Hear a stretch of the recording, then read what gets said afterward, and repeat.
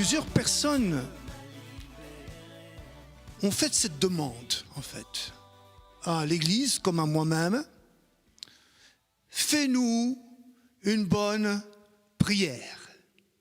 Et nous prions pour tous ceux qui nous le demandent, c'est vrai. Nous prions pour tous ceux-là qui nous le demandent. Nous, même parfois avec mon épouse et moi-même, on s'arrête et on se dit on va prier pour cette personne, elle vient de le demander. Et dans l'Église, c'est la même chose. Mais ces personnes qui disent « fais-nous une bonne prière », qu'est-ce qu'elles ont voulu nous dire par là? Eh bien, la bonne prière, c'est une prière que Dieu exauce. C'est une prière qui est efficace. Et je vais vous parler là de la prière efficace. Mais qu'est-ce qu'une prière efficace pour aller droit au but? La prière efficace est une prière qui saisit les promesses de Dieu et touche le cœur de Dieu. Il touche le cœur de Dieu. Le Seigneur se manifeste à ce moment-là par sa puissance. Et quand l'Église prie, Dieu agit. Lorsque un serviteur de Dieu prie, Dieu agit. Lorsqu'un enfant de Dieu prie, Dieu agit. Lorsqu'un chrétien, non pas le chrétien d'étiquette, un chrétien, alors avec son nom qui est inscrit dans le ciel, prie, Dieu agit. La prière, comme je vous ai dit tout à l'heure, la prière efficace est une clé pour nos vies. Une clé qui ouvre la bonne porte. Ce que Dieu a fait hier, il le fait encore aujourd'hui. Il ne change pas, lui. Et Éphésiens nous dit ceci au chapitre 3 et au verset 20, et c'est important de comprendre qu'il ne change pas, mais aussi que Dieu veut intervenir, agir à travers nous. Et regardez ce qu'il dit dans ce passage. À celui qui peut faire par sa puissance, qui agit en nous, infiniment, infiniment au-delà de tout ce que nous demandons ou pensons. Pourtant, l'imagination de l'homme, elle est débordante. Elle est débordante. Je pense ici au cinéma. Parfois, on voit des films et on se dit, mais où est-ce qu'ils ont été chercher toute cette imagination que l'on voit là, à la télévision ou au cinéma? Eh bien, comprenez, c'est vrai que c'est une grande imagination, mais la puissance du Seigneur va au-delà. Les pensées du Seigneur vont au-delà de tout ce qu'on peut penser, de tout ce qu'on peut imaginer. Le Seigneur va au-delà. L'épître de Jacques nous dit ceci. La prière fervente du juste a une grande efficace. Que nous faut-il pour que notre prière devienne efficace? Qu'est-ce qu'il nous faut? C'est une bonne question. Et cette question elle est bonne parce que si on y répond, c'est tout bénéfice. Et je parle comme les hommes, tout bénéfice, parce que nous en avons besoin. Pour que la prière soit efficace, il nous faut être juste. C'est la première chose, être juste. Mais je vous pose cette question, à vous qui nous regardez, qui est juste? Qui? L'Écriture nous dit, il n'y a pas un juste. Il n'y a pas de juste, pas même un seul, c'est dans Romains. Pourtant, beaucoup de personnes se considèrent comme des braves personnes. Et je n'en doute pas. Mais c'est autre chose d'être brave, d'être juste. Es-tu juste devant le Seigneur? Posez-vous cette question. Suis-je juste devant le Seigneur? Comment? Quelle référence à cette justice? Bien, regardez tout simplement les 10 commandements. Est-ce que vous avez fauté en rapport aux 10 commandements? Parce que c'est ça, être juste, en face du Seigneur. Et à cause de cela, beaucoup ont pu constater ceci. Beaucoup de gens disent d'ailleurs, j'ai l'impression que lorsque je prie, ma prière n'est pas écoutée. Et ils sont tristes de leur situation. même parfois découragés. Et pour certains, ils ne veulent même plus prier. C'est vrai. Mais je dois vous dire quelque chose quand même. Dieu n'écoute pas toutes les prières. Dieu n'écoute pas toutes les prières. Il y a une vérité à comprendre là-dessus. Mais oui, il n'écoute pas. Et la parole de Dieu nous parle quant à la prière qui n'est pas écoutée. Elle nous explique ceci. Ça se trouve dans Ésaïe, au chapitre 59, verset 1. Mais non, la main de l'Éternel n'est pas trop courte pour sauver, et son oreille n'est pas sourde, au point de ne plus vous entendre. Ce sont vos fautes qui vous séparent de votre Dieu. C'est à cause de vos péchés qu'il s'est détourné loin de vous pour ne plus vous entendre. Waouh! Cette déclaration, elle est terrible si on en reste là. Elle est vraiment terrifiante. Comment? Ma prière n'est pas écoutée? Il faut faire attention à ce que la parole de Dieu nous dit. Parce que nous sommes tous pécheurs, c'est vrai. Donc, si nous voulons que nos prières soient efficaces, c'est simple. Il faut résoudre le problème du péché. Dans Romains, il dit ceci, encore des versets qui paraissent terrifiants, mais la solution est là. Car tous ont péché et sont privés de la gloire de Dieu, privés de la gloire de Dieu. Voilà les conséquences. Puis le verset 24, il répond. Et il dit ceci, et ils sont gratuitement justifiés par sa grâce, par le moyen de la rédemption qui se trouve en Jésus-Christ. Ce n'est pas une formule magique ce que je dis là, c'est une réalité que nous pouvons saisir. C'est la grâce en Jésus qui résout le problème du péché, qui résout mon problème du péché, ton problème du péché. C'est son sacrifice à la croix pour payer nos péchés qui nous justifie. C'est ça la rédemption. Ce n'est pas autre chose. Je sais que ce mot, il paraît tellement mystique, mais c'est ça la rédemption. C'est lui qui paye à ta place, à ma place. Et bonne nouvelle en plus, nous pouvons faire cette justification en Jésus-Christ, en ayant foi en Jésus-Christ. Prenez cela vraiment dans votre cœur. Sachez que Dieu vous aime. Sachez que Dieu fait attention à cela. Et si tu n'as pas encore saisi cette rédemption, que faut-il faire? Demande-lui simplement pardon. Repens-toi simplement. Demande-lui pardon. Et puis, ne t'arrête pas là seulement. Beaucoup de gens regrettent, mais ils s'arrêtent là. Il ne faut pas s'arrêter là. Et crois que son sang qui a été versé sur la croix pour toi, pour moi, eh bien, te lave, te justifie et efface, pas il couvre, il efface tes péchés. Et tu seras juste parce que tu es justifié. Il n'y a que comme ça que tu peux devenir juste. Il n'y a que comme ça que la prière peut devenir efficace.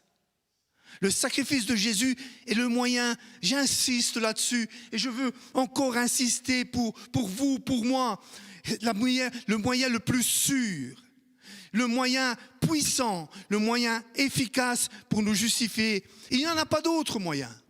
Il n'y a que comme ça qu'on devient juste. Je regardais ce texte en vous parlant dans Romains. Il est quand même fort. Je me disais, ce texte est vraiment très, très puissant. Lorsqu'il dit ceci, Romains au chapitre 8, verset 33, « Qui accusera les élus de Dieu? Qui vous accusera si le sang de Jésus te justifie?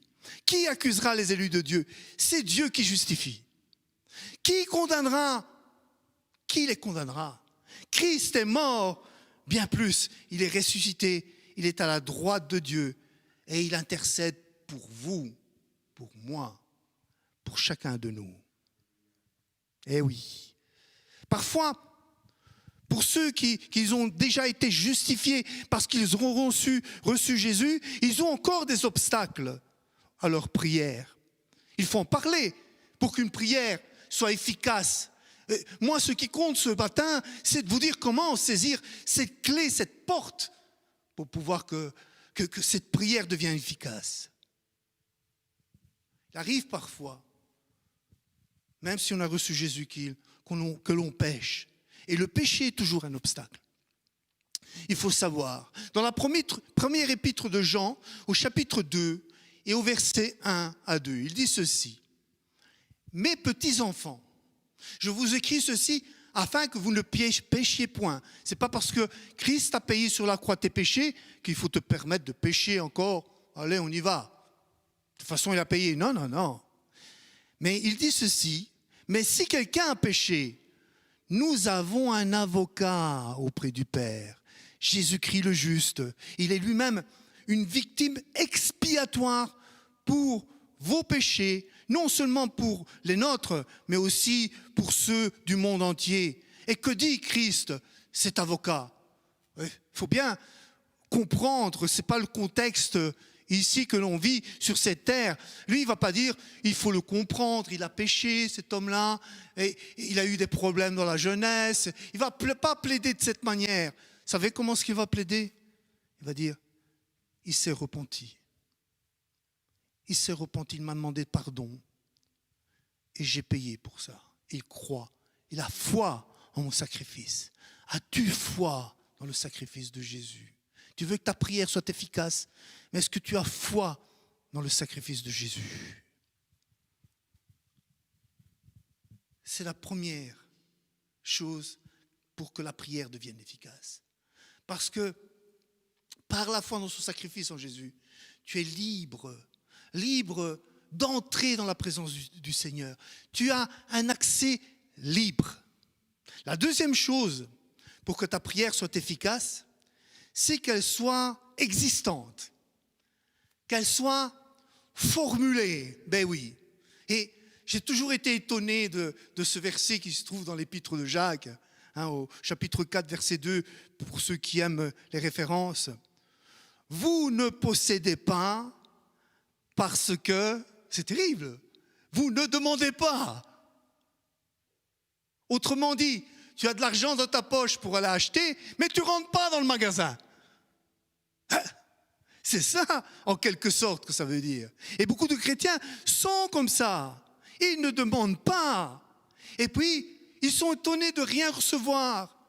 Ou ils disent, « Ah, moi je ne prie plus. De toute façon, je ne prie plus, c'est fini. » Mais j'ai remarqué, il n'y a que dans les avions qui prient. Tout le monde prie dans les avions. Au moment du décollage, on prie parce qu'on sait qu'on a quelques tonnes de kérosène qui sont là. Et si ça se passe mal, eh bien, ça n'ira pas. Mais soyons sérieux, allez, revenons à la bonne prière. Certains ne demandent pas aussi. Et au lieu de demander, ils récitent. Ça aussi, c'est pas demander. Il ne faut pas réciter. Pourquoi il ne faut pas réciter? Parce que l'intérieur est vide. On formule des choses, mais c'est vide à l'intérieur. Vous ne pensez pas à ce que vous dites. Parlez au Seigneur. Demandez au Seigneur. Exprime-lui tes besoins. On a tous des besoins. Exprimons-lui nos besoins. Exprimons-lui nos craintes. Mais oui, nos craintes, nos pleurs aussi. Le Seigneur regarde nos larmes lorsque nous en avons et que nous allons devant lui. Même nos joies. Disons-lui, Seigneur, je suis dans la joie. Merci, merci. Et ensuite, lorsque nous avons prié, remercions-le déjà d'avance de ce qu'il écoute nos prières grâce à son Fils Jésus, qui est la porte d'entrée dans sa présence. Ça, c'est la deuxième chose. Et puis, il y a la troisième chose pour que notre prière soit efficace. La foi aussi est indispensable pour que la prière soit efficace. Et je voudrais vous lire ce que Jésus a dit justement sur la prière avec foi dans Marc au chapitre 11 et au verset 24. C'est pourquoi je vous dis, tout ce que vous demanderez en priant, croyez que vous l'avez reçu et vous le verrez s'accomplir. Amen. Amen. Et j'ai vu des personnes qui se concentraient dans la prière. Vraiment, quand je vous dis concentrer, c'était concentrer. Ils essayaient de s'imaginer que la chose qu'elle demandait existait déjà. Ils essayaient de faire ça. Surtout ne pensez pas que ça c'est la foi. Non, non, pas du tout. Je me rappelle, nous avons vécu une grande effusion du Saint-Esprit au milieu de nous, ici, à l'église de Recé. Et nous continuons toujours à parler. Toute l'assemblée, à ce moment-là, avait été baptisée du Saint-Esprit. Et des gens qui venaient à l'extérieur pour la première fois, le Seigneur les baptisait du Saint-Esprit. C'était extraordinaire. Et on avait des réunions particulières exprès pour cette demande, tellement que la soif des chrétiens était là.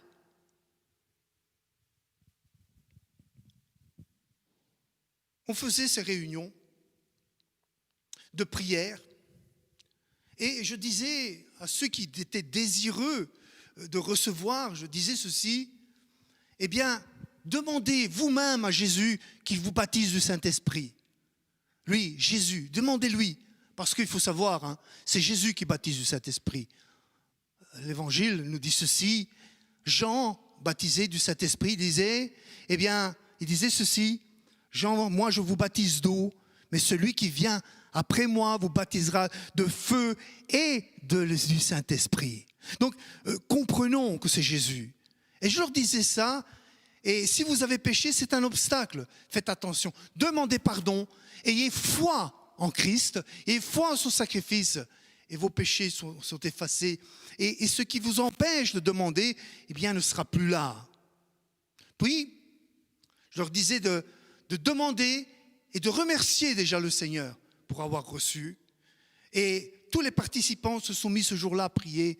Je me souviens, il y avait quand même beaucoup de personnes se sont mis tous à prier. Moi, je passais dans les rangs pour prier avec l'un ou l'autre, afin d'aider certaines personnes qui n'y arrivaient pas. Et j'ai remarqué là une brave sœur. Et cette sœur était vraiment concentrée. Et je me dis, mais qu'est-ce qu'elle nous fait là, notre sœur? Je vais tout prier, je fais sœur. Elle me dit, attends, je me concentre. Mais qu'est-ce que tu fais? Oui, je dois me concentrer. Je dois me concentrer pour vraiment penser que j'ai reçu. Mais c'est pas ça. Arrête-toi. Stop. Arrête-toi. Ne te concentre en rien. Parle au Seigneur. Simplement, tel que tu es. Tu n'as besoin de rien d'autre. Tu as accès au Seigneur. Et alors, elle a demandé le baptême dans cet esprit. 1 ou 2 minutes après, en louant le Seigneur, wow, le Seigneur l'a rempli de sa puissance. Je me rappelle, c'était quelque chose de très beau même à voir. Elle était émerveillée, touchée, non seulement par l'Esprit, par sa puissance du Saint-Esprit, mais heureuse d'avoir reçu de la part de Dieu. Comprenons ces choses. Lorsque Jésus dit dans ce verset de croire, c'est pas de s'imaginer que la chose existe. Les choses de Dieu sont concrètes, elles sont vraies. Mais de demander vraiment, de demander avec foi au Seigneur. D'avoir confiance, une pleine conviction en lui. Simplement, comme un enfant qui demande à ses parents, je veux ceci, je veux cela. Souvent c'est du chocolat. Hein? Et il insiste parce qu'il sait bien qu'il peut l'avoir. Hein? Donc il peut avoir confiance. Et Dieu exauce la prière. Parce que c'est promis. Regardez la parole de Dieu, ce qu'elle nous dit. Et je voudrais peut-être aller un peu plus vite parce qu'il y a plusieurs éléments que j'aimerais partager. La parole de Dieu, à la première épître de Jean, au chapitre 5, et au verset 14, elle nous dit ceci. Voici quelle assurance nous avons devant Dieu. Si nous demandons quelque chose qui est conforme à sa volonté, il nous écoute. Et puis au verset 15, il dit ceci. Et si nous savons qu'il nous écoute, nous savons aussi que l'objet de notre demande est acquise. Elle est acquise. C'est cela à croire. C'est de savoir qu'on l'a déjà reçu parce qu'on lui a demandé. Amen. Encore un autre point que j'aimerais développer avec vous. Aussi, pour que la prière soit efficace, il nous faut la demander, que cette demande soit faite dans la volonté de Dieu. Et nous l'avons lu au verset 14, cette première épître de Jean, chapitre 5, il dit « Et voici quelle assurance nous avons devant Dieu, si nous demandons quelque chose qui est conforme à sa volonté, il nous écoute, il m'écoute, il t'écoute. » Parce que, manifestement, certaines demandes ne sont pas dans la volonté de Dieu. Eh oui, il y a parfois des demandes comme ça. Et le Seigneur ne nous accordera pas ce qui est contraire à sa volonté. Posez-vous cette question lorsque vous allez prier, demander quelque chose à Dieu. Est-ce que c'est dans sa volonté? Et il y a des choses, c'est très clair, hein, c'est dans sa volonté. Hein. Nous avons rencontré un jour quelqu'un qui était passé à l'église et nous lui avons parlé du Seigneur, nous lui avons parlé des bontés du Seigneur. Il y avait notre frère Carlo qui était là, hein, beaucoup le connaissent. Il parlait de ce que le Seigneur avait fait dans sa vie. Et cette personne, eh bien, tout d'un coup, nous dit ceci. Moi, ce que je demande au bon Dieu, c'était son langage, c'est qu'il me fasse gagner au loto. T'es surpris, vraiment, la manière comme il nous demandait. Et puis, est-ce qu'un chrétien joue au loto? D'ailleurs, je vous dis quelque chose, la meilleure façon de gagner, c'est de ne pas jouer. Mais enfin. Et il dit en plus, il va plus loin. Là, il va beaucoup plus loin. Il dit, et si je gagne, je lui donne un certain pourcentage. Alors là, c'était business avec le Seigneur. Hein? Vraiment, quelque chose qui n'allait pas. Hein, quelque chose qui n'allait pas avec Dieu. Justement, lui dire, ah, je te donnerai quelque chose comme pour le tenter. Et en fait, c'est ça qu'il faisait. Non, cette demande n'est pas conforme à sa volonté. Ou encore, maudire. Tu veux maudire quelqu'un parce qu'il t'a fait du mal. Ce n'est pas conforme à sa volonté. Ce n'est pas non plus la volonté de Dieu. Comme ses disciples qui disaient à Jésus, veux-tu qu'on fasse tomber le feu du ciel? Ils disaient ça à Jésus parce qu'il y avait des villes qui n'avaient pas écouté l'évangile, qui n'avaient pas reçu l'évangile. Et ils se sont fait tirer les oreilles, hein, je vous le dis, hein, par le Seigneur. Vous savez ce qu'il leur a dit à ces deux disciples? Eh bien, vous ne savez pas de quel esprit vous êtes animés. Parce que la volonté de Dieu, c'est pas de punir, de vous punir ou de punir cela, mais que les gens se repentent. Non seulement qu'ils se repentent, mais qu'ils reçoivent vraiment le salut de Jésus-Christ. Nous avons de la puissance, nous l'avons lu tout à l'heure, de la part de Dieu. Une puissance extraordinaire, mais pour bénir, pas pour maudire. Amen. Et lorsque nous demandons quelque chose à Dieu, vérifions que ce que nous demandons, c'est dans sa volonté. Oui, consultons la parole. C'est pour ça qu'il est bon de savoir. Vous savez, la parole de Dieu nous explique, elle nous explique comment, qu'est-ce qui est dans sa volonté. En consultant notre être intérieur. Lorsque tu pries, consulte ton être intérieur. Peut-être ta conscience, comme on appelle, elle te dira, ça ne me va pas devant le Seigneur. Ça ne sera pas accordé. Parce qu'il y a ça et ça. Mais oui. Ou encore, lorsque le Seigneur nous interpelle pendant que l'on prie, parce que ce qu'on lui demande ne va pas dans le sens de sa volonté. Et merci Seigneur. Parce que parfois, j'ai demandé des choses, mais il m'a fait comprendre, ça, c'est pas bon que tu ailles par là. Je ne te le donne pas, mais je te donne autre chose. Et j'ai été béni grâce à ça. Suivre ses conseils, c'est bon. C'est bon. Nous avons un exemple de la part de Jésus lorsqu'on allait l'arrêter, qu'il était dans le jardin de Gethsémane et qu'il n'était pas bien dans son cœur, il était vraiment dans l'angoisse, une angoisse terrible parce que lui, il savait par où ce qu'il allait passer, la souffrance qu'il allait subir par ce sacrifice. Et il disait ceci au Père, puis ayant fait quelques pas en avant, il se jeta contre terre et pria que si c'était possible que cette heure s'éloignât de lui. Il disait, Abba, Père, toutes choses te sont possibles, éloigne de moi cette coupe. Et puis, là, quelque chose qui s'engraine, direct. Toutefois, non pas ce que je veux, mais ce que tu veux. Cherchons vraiment la volonté de Dieu dans toutes nos demandes. Alors, ta prière sera efficace, Un autre point que j'aimerais partager avec vous. La prière, pour qu'elle soit efficace, doit être accompagnée des actes qui y correspondent. Parfois, on rate les bénédictions de certaines prières à cause de cela. Sinon, ta prière, elle est morte. Elle est morte, ta prière. L'épître de Jacques nous enseigne que la foi sans les œuvres, elle est morte. De même, la prière non accompagnée des actes qui y correspondent est morte aussi. Dans Luc, il y a un passage qui est vraiment parlant. Oui, parlant. Moi, ça m'a parlé en tout cas. Luc au chapitre 5, au verset 1, il dit ceci. Comme Jésus se trouvait près du lac de Gethsénareth et que la foule se pressait autour de lui pour entendre la parole de Dieu, il vit au bord du lac 2 barques d'où les pêcheurs étaient descendus pour laver leurs filets.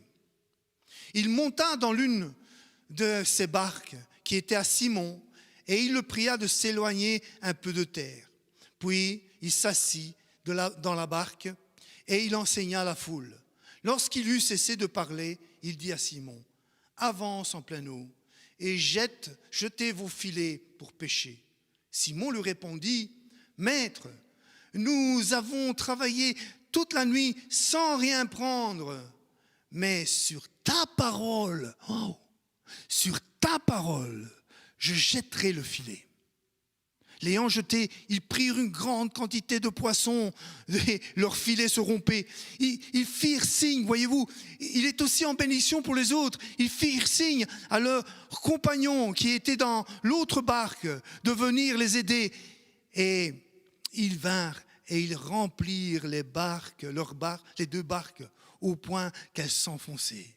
Et supposez que Pierre n'aurait pas jeté ses filets, qu'il aurait dit à Jésus, mais Jésus, écoute, j'ai essayé toute la nuit, ça n'a rien fait, il n'y a pas de poisson là-dedans, je ne veux pas travailler pour rien. En plus, on est en train de nettoyer les filets, et puis il faut encore les nettoyer. C'est du travail. Mais non, il a dit, sur ta parole, je le fais. Il s'est mis à l'œuvre. Et j'ai pris ce passage de l'Écriture parce que j'ai vraiment un témoignage à ce sujet.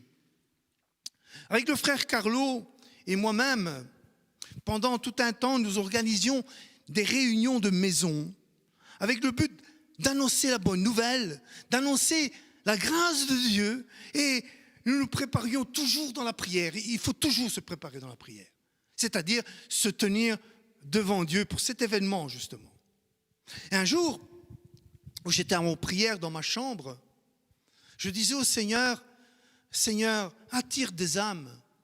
Seigneur, attire-les, que ce fruit demeure, qu'il y ait vraiment des âmes qui puissent écouter. » Et alors, j'ai entendu dans mon cœur de sa part, et je suis encore touché par ça, et j'ai entendu, « Jette ton filet. » Ton filet?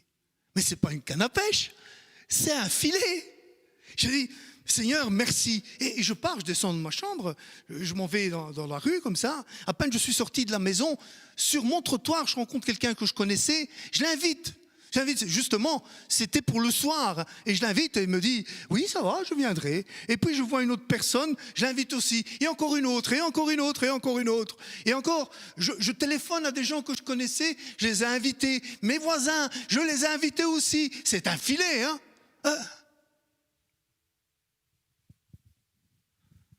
À l'heure de la réunion, tous ceux qui ont été invités sont venus. Ils étaient tous là. On ne savait plus où les mettre. Mais si j'avais pu pousser avec mon pied pour qu'ils rentrent, je l'aurais fait. On ne savait plus où les mettre. Il y avait une trentaine de personnes rien que dans mon living. Et puis, il y avait un escalier ouvert là, à mon living. Eh bien, c'était devenu un gradin. Il y avait du monde dans cet escalier. Et l'évangile fut prêché.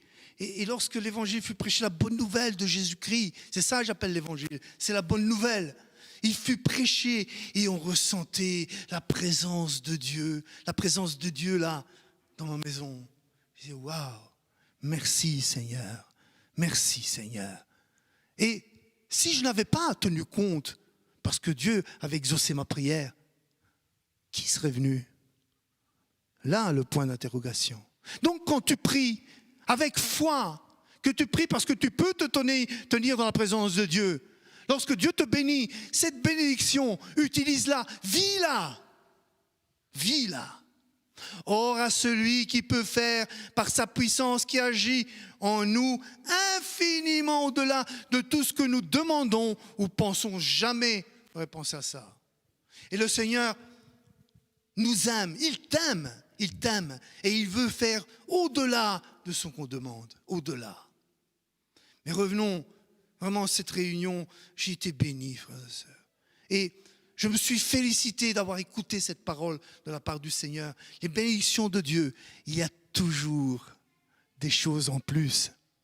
Jésus prenait souvent des moments à part pour justement prier, se tenir dans la présence du Seigneur. Et il agissait en conséquence. Nous pouvons voir, lisez la parole, vous verrez. Il parlait aux gens, il guérissait les malades, il prêchait la bonne nouvelle. Et je me rappelle la mort de Lazare, qu'il a ressuscité tout de suite après. Il dit, Père, je te remercie de m'avoir écouté à l'avance. Il n'était pas encore ressuscité. Donc il avait prié à l'avance. Je te remercie d'avoir écouté. Et il enseignait, et on voyait ce fruit. La prière sans l'action qui en découle. Écoutez, je vous le dis parce que c'est important. Elle est morte. Elle est morte. Et beaucoup de chrétiens sont comme ça. Mais ils ne s'attendent pas. Ils ne s'attendent pas à ce que le Seigneur les bénisse. Vous savez, même Moïse, qui avait ouvert la mer Rouge, c'est l'Éternel qui l'a ouvert. L'Éternel lui a dit, brandis le bâton. Et la mer s'est ouverte. Et s'il ne l'avait pas fait, on pourrait bien sûr faire une étude là-dessus. Nous ne sommes pas appelés à vivre une vie monastique. Pas du tout. Père, je ne te demande pas de les enlever du monde, mais de les préserver du mal. Donc ce n'est pas une vie monastique. Je suis sûr que beaucoup de bénédictions qui sont données de la part de Dieu finissent par se perdre à cause de cela. Parce que c'est là, la bénédiction, elle est là, Dieu répond. Beaucoup de personnes prient pour les autres, afin que les âmes viennent. Et ne se donnent pas. On ne se met pas à l'œuvre par rapport à cela, ce qu'ils ont reçu. Tu pries pour des âmes que Dieu te donne, mais lorsque l'opportunité est là, tu ne parles pas. C'est ça aussi. Tu pries pour la guérison, mais tu ne t'attends pas à lui. Tu pries pour des circonstances professionnelles qui sont difficiles avec les collègues. Mais lorsque Dieu te donne un conseil qui est une solution, tu n'en tiens pas compte. Tu pries pour un emploi, mais tu ne cherches pas. Tu pries pour que ta vie spirituelle fleurisse, vraiment qu'elle fleurisse, mais tu ne cherches pas les choses de Dieu. Certains ne viennent pas à l'église, trouvent ça inutile. Prier la Bible, elle est devenue poussiéreuse, tellement qu'on ne l'a pas touchée. Ou se tenir dans la présence du Seigneur. Et puis ils veulent que cette vie spirituelle fleurisse. Oui, dit le Seigneur, mais agis. Tu pries pour un ministère, mais tu ne t'engages pas. Dans tout ministère, il faut s'engager. Tu pries pour le servir, mais tu ne veux pas lever le petit doigt. L'exemple de Josué est fort. Ça, ce sont des choses négatives. Mais nous voyons des exemples très, très positifs dans la parole de Dieu. Il faut tenir compte de ces choses. Et je répète le but de cet enseignement. Veux-tu que ta prière soit efficace? L'exemple de Josué nous parle aussi. Josué était un des plus grands combattants d'Israël. Les ennemis qui rencontraient Josué ne s'en sortaient pas. Ne s'en sortaient pas, parce que Dieu combattait pour lui. Mais lorsque je lis tout ce que Josué a traversé, il sortait l'épée de son fourreau. Il allait au combat. Il y allait. Et il était victorieux parce que Dieu combattait pour lui. Aucun ennemi ne pouvait le résister. Lorsqu'un chrétien prie et reçoit de Dieu, il faut qu'il agisse. Il faut agir. Le chrétien, voyez-vous, lorsqu'il a cette mentalité, ou plutôt cette façon de voir les choses selon la parole de Dieu, eh bien, c'est un chrétien qui est fort, vigoureux, parce que sa prière, elle est puissante. Ce Dieu tout-puissant nous donne tout ce qu'il nous faut. Ce chrétien est même dangereux pour l'ennemi. Et sa prière effraie l'ennemi. La prière fervente du juste, mais oui, change les circonstances. Dieu manifeste la guérison à travers cela. Dieu bénit par sa prière encore les autres personnes qui l'entourent. Sa prière conduit les âmes aussi au salut. Ce chrétien devient un canal de bénédiction parce qu'il a écouté. Et puis, il est dans la joie, dans une joie parfaite, parce que demandez et recevez afin que votre joie soit parfaite, a dit Jésus. Et surtout, il fait la joie de Dieu parce que Dieu se glorifie dans sa vie. Veux-tu être ce chrétien? Vous allez dire, qui, moi? Oui, toi, justement. Les choses qui paraissent faibles, Dieu il veut en faire des fortes. Alors, ne rentrons pas dans une prière, tout à l'heure j'ai dit monastique, contemplative simplement, mais dans une prière qui reçoit la puissance de Dieu pour se mettre en œuvre. La prière fervente du juste a une grande efficace. Une autre version aussi, j'aurais pu prendre en grec, c'est vrai, mais une autre version dit ceci: la prière agissante du juste a une grande efficace. Le grec dit énergio, énergique. Amen. Demandons au Seigneur de mettre en pratique cet enseignement afin de devenir victorieux. Amen. Nous allons prier. Seigneur, merci pour ta grâce. Merci pour ta bonté. Parce qu'en Jésus, tu nous as donné le moyen, la clé qui nous ouvre la porte à cette prière efficace, à cette prière qui est merveilleuse parce qu'elle nous donne la victoire que nous avons besoin pour notre vie. Et vous qui êtes là, vous qui êtes en train d'écouter et vous posez beaucoup de questions dans votre esprit, dis-lui, Seigneur, viens dans mon cœur. Viens m'enseigner. Fais que cet enseignement, je puisse le mettre en pratique simplement. Sois juste en Jésus-Christ. Je rappelle ces choses. Par Jésus-Christ. Parle à Dieu. La prière, c'est ça. C'est demander à Dieu, parler à Dieu. Avoir foi, avoir confiance. Dieu ne ment pas. Non seulement cela, je vous ai dit tout à l'heure, toutes ces choses qu'il nous faut, c'est vrai, je ne vais pas aller répéter tout exactement, mais je voudrais être avec vous dans la prière. Et lui, Seigneur, je veux que ma prière soit efficace. Je ne veux pas prier en vain, mais je veux avoir cette clé, je veux accéder à ta présence pour te demander, pour te prier. J'ai besoin de toi.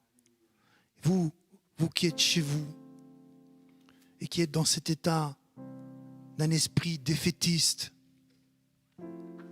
d'un cœur qui se dit ça sert à rien, c'est pas vrai, c'est un mensonge du diable ça. Approche-toi de Dieu. C'est lui qui va être effrayé, c'est l'ennemi qui va être effrayé. Approche-toi de lui. Lui, Seigneur, c'est en toi que j'ai la rédemption. C'est en toi que j'ai le pardon de mes péchés. Et je viens en toi. Merci pour Jésus. Et demandez à Dieu. Demandez tous vos besoins. S'il y a des larmes, versez-les en face du Seigneur. Soyez vrais. S'il y a de la joie aussi, soyez tel que vous êtes devant Dieu. Et Dieu écoute la prière parce qu'elle est faite par quelqu'un qui est justifié, qui est fervent et qui lui parle. Dieu n'est pas sourd. Non.